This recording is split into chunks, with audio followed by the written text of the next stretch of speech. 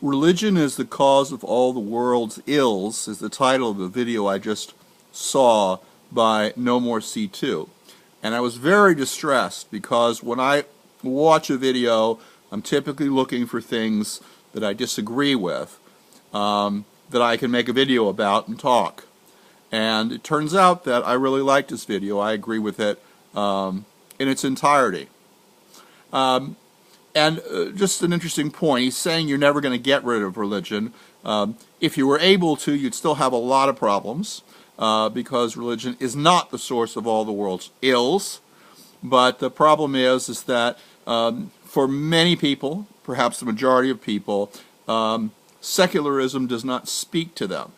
Now, maybe over a long period of time that might not be true, but over the relatively short term of decades, it seems like he's probably right. And he may be right for far longer than that. It may be just within us that it's hard to accept that all the hocus pocus that goes with religion is just not there in the real world. The real world is stark, and there is no purpose really. It's not there. There is no grand play that you're living out, or and so forth. So yeah, I like that. But then at the very end of the video, he says, "Well, what do you do? How do you? What choice do you have? If getting rid of religion will not solve all of these problems, but still religion does cause a lot of problems, how do you make the world a better place?" And he suggested that, well, one thing you could do is just segregate from religion, separate from it. But there's something that occurred to me, and I think that it's something that applies to religion and to other organizations and groups, and that is that it seems to me that over time, some religions have become more mature, more sophisticated, more humanitarianistic.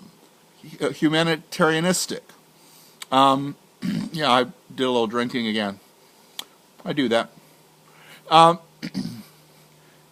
the thing is that we've seen that. I mean, we see pressure, for instance, on the Catholic Church as far as women, as far as reproductive rights, as far as gays, and in certain areas of religion, you see that kind of maturation. You still have the magic hocus pocus thinking, but if you can get the folks to be more tolerant of others, to be more reasonable, then that seems like a good thing. Maybe that is something you can do.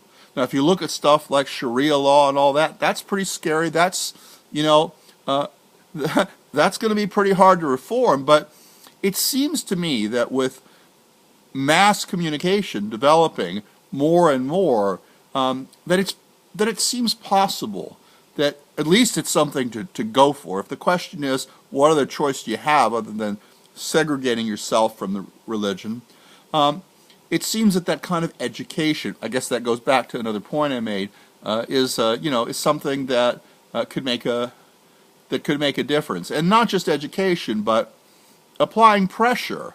Because I was listening on NPR, for instance, and there was a group of nuns that are putting a lot of pressure on the Catholic Church to change some of their rules, and it's a real interesting war, and it's kind of like a shame on you, and an argument that, yeah, all you guys in the Catholic Church that are basically excluding women from a lot of the decision making, you're saying that it's all male based and you've got all the answers, arguing, well, that's not God's will, and that's not the way it should be, and that's not fair.